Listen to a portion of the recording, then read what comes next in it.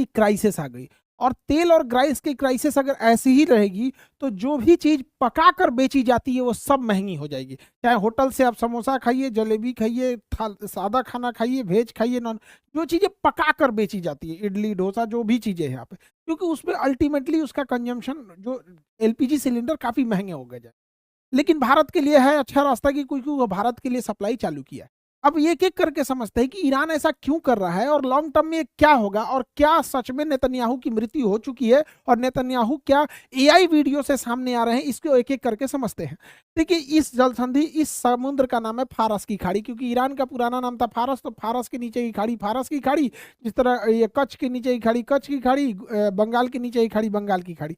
तो फारस की खाड़ी में पूरी दुनिया का 25 से 30% तेल जाता था। लेकिन अलग अलग देश अपने लिए ज्यादा, जैसे चाइना अपने जरूरत का 90% यहीं से लेता था, दुनिया कहीं कहीं से लेती रहती है, तो हर देश का अलग अलग रेशियो था, कोई ज्यादा कोई कम लेता था। यहाँ से हम लोग भी इसी देश से लेते थे, कुवैत से ले लेंगे लोग, इराक से लेंगे, सऊदी अरब से लेंगे। यहाँ पर इसने क्या किया, इस हार्मुज जल संधि पे माइंस लगा दिया। समुद्र के बीच में पतले रास्ता को जल संधि कहते हैं और चौड़े रास्ता को चैनल कहते हैं। अगर पतला रहेगा तो जल संधि, चौड़ा रहेगा तो चैनल कहते हैं।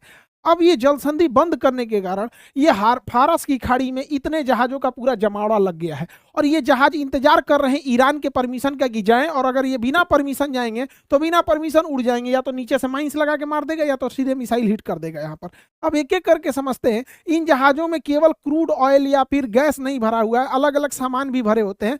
थोड़ा सा उसको हम लोग समझ जाते हैं, अलग अलग टाइप के जो जहाज होते हैं। एक होता है बल्क कैरियर, बल्क कैरियर बीच में खाली होता है, ऊपर से ढक्कन लगा होता है, तो इसमें हम लोग लूज आइटम भर देते हैं, गेहूं, चावल, सीमेंट, कोयला, लौ अयस्क, ऐसी चीजें जो ऊपर से ले आके इसे सीधे भर दी जाती है, और उसके बाद से इसके ढक्कन को बंद कर देते हैं, तो ऐसे बंद हो जाता है यहाँ पर।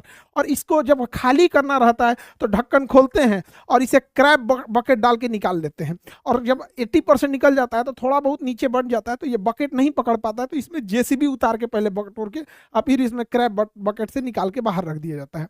एक होता है कंटेनर शिप। कंटेनर शिप में क्या है, आप कंटेनर में सामान लोड कर दीजिए, चाहे ट्रेन से लोड कीजिए, पानी वाली जहाज से लोड कीजिए, ये बंदरगाह पे आएगा। ये क्रेन होते हैं, ये क्रेन इसको उठाएगा और इधर ट्रक पे रखेगा, ट्रक लेके चला जाएगा, और ये जहाज खाली हो जाएगा तो वापस तो जाएगा नहीं। अब इस देश से जो कंटेनर लेना रहेगा, ये क्रेन का इधर जाएगा और यहाँ से अब उठा के और ले आके अब इस पे रख देगा, तो इसे कहते हैं कंटेनर।